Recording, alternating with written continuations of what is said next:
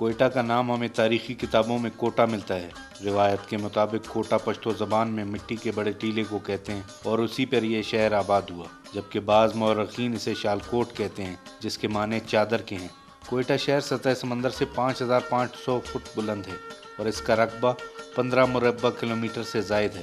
کوئٹہ تک آنے کے لیے ہمیں بلوچستان کے تاریخی درے بولان سے گزرنا پڑتا ہے۔ اس کے علاوہ مستنگ اور کشلاک کے راستے بھی کوئٹہ شہر میں داخل ہوتے ہیں۔ تاریخ کی کتابوں میں کوئٹہ کا نام 21ویں صدی میں پہلی بار اس وقت رقم ہوا جب محمود غزنوی نے بر صغیر پر حملے کے دوران اسے فتح کیا۔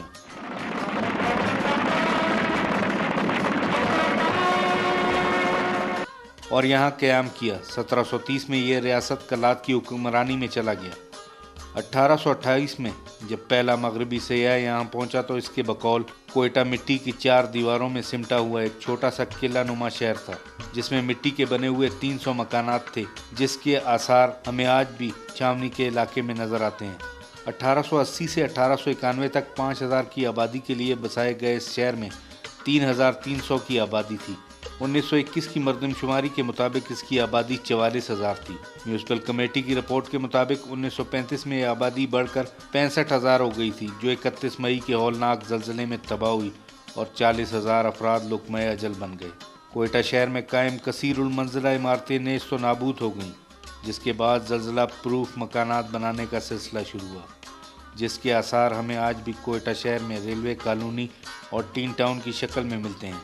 1970 میں 1 یونٹ ختم ہونے کے بعد بلوچستان کو صوبے اور کوئٹہ کو صوبائی دارالحکومت کا درجہ ملا۔ اب اس کی آبادی 20 لاکھ سے تجاوز کر گئی ہے۔ 66 یونین کونسلوں کے شہر میں قومی اسمبلی کی 2 اور صوبائی اسمبلی کی 6 نشستیں ہیں۔ پہاڑوں میں گھری یہ وادی اپنے شدید سرد اور گرم خشک موسم کی وجہ سے ایک منفرد مقام رکھتی ہے۔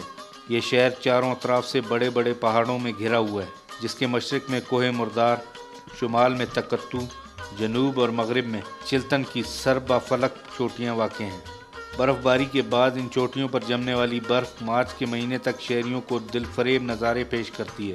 مقامی لوگ اب بھی پرانی روایات کو برقرار رکھتے ہوئے اس شدید اور خشک موسم میں خصوصی کھانے تیار کرتے ہیں۔ ان میں لاندھی اور کھڈی کباب بہت مشہور ہیں، جو بکرے اور دمبے سے تیار ہوتے ہیں۔ کھڈی کباب کے لیے جانور کو ذبح کرنے کے بعد اس کے پیٹ کو صاف کر کے اس میں چاول اور خشک میوہ جات بھر دیے جاتے ہیں۔ 4 فٹ گہرا کھڈا کھود کر اس میں لکڑی کے انگارے کی تہ بچھائی جاتی ہے اور یہ سالم بکرا یا دمبا سیخوں کے سہارے اس کھڈے میں لٹکا دیا جاتا ہے اور اس پر صرف نمک لگایا جاتا ہے۔ کھڈی کباب کی اصل لذت دمبے سے تیار کردہ ڈش میں ہی ہوتی ہے، جس میں بکرے کی نسبت زیادہ چربی ہوتی ہے، جو چاول گوشت کو پکانے میں معاون ثابت ہوتی ہے۔ کوئٹہ کا اسپن اور تور روش بھی انتہائی مقبول غذا سمجھی جاتی ہے، جو ہر موسم میں شہریوں کی اولین پسند ہوتی ہے۔ یہ کھڈی کباب کی نسبت کافی سستی ڈش تصور کی جاتی ہے۔ کوئٹہ کے شہری اپنے مہمانوں کی تواضع کے لیے سجی خصوصی طور پر تیار کرواتے ہیں۔ بکرے اور دمبے کی رانوں کو انگاروں کے قریب ایک سیخ میں لگا کر رکھ دیا جاتا ہے اور اسے ہلکی آنچ پہ پکنے دیا جاتا ہے۔ سجی کھانے کے لیے روٹی کی بجائے ایک مخصوص قسم کے آٹے سے تیار ہونے والی گول شکل کی روٹی، جسے مقامی زبان میں کاک کہا جاتا ہے، تیار ہوتی ہے۔ کوئٹہ کے پہاڑ معدنی خزانوں سے مالا مال ہیں، جس سے کوئلہ، کرومائٹ اور دیگر معدنیات نکلتی ہیں۔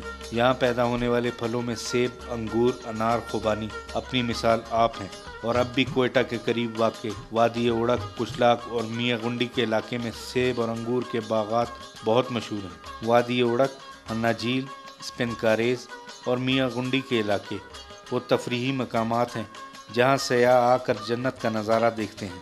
کوئٹہ میں پشتو، براوی، بلوچی، سندھی، اردو، پنجابی اور فارسی زبانیں بولی جاتی ہیں۔ یہاں اکثر لوگوں کا ذریعہ معاش تجارت ہے۔ کوئٹہ کے بازار اور مارکیٹیں غیر ملکی سامان سے بھری پڑی ہیں۔ ان کی خریداری کے لیے ملک بھر سے لوگ یہاں آتے رہتے ہیں۔ سرد راتوں میں بھی کوئٹہ کی رونقیں مان نہیں پڑتی۔ لیاقت بازار اور ملکہ گلیوں میں موجود شاپنگ سینٹروں میں ہجوم دیکھنے کو ملتا ہے۔ پرنس روڈ پر واقع فوڈ اسٹریٹ پر تو رج جگہ ہوتا ہے۔ انواع و اقسام کا کھانا کھانے کے لیے نہ صرف سیاح بلکہ کوئٹہ کے شہری بھی کثیر تعداد میں اسی جگہ کا رخ کرتے ہیں۔ کوئٹہ ایک تلسماتی شہر ہے۔ یہاں کے دن خوبصورت اور راتیں حسین ہوتی ہیں۔ یہاں ایک بار آنے والا شخص دوبارہ آنے کی تمنا ضرور کرتا ہے۔ مجیب احمد، آج نیوز، کوئٹہ۔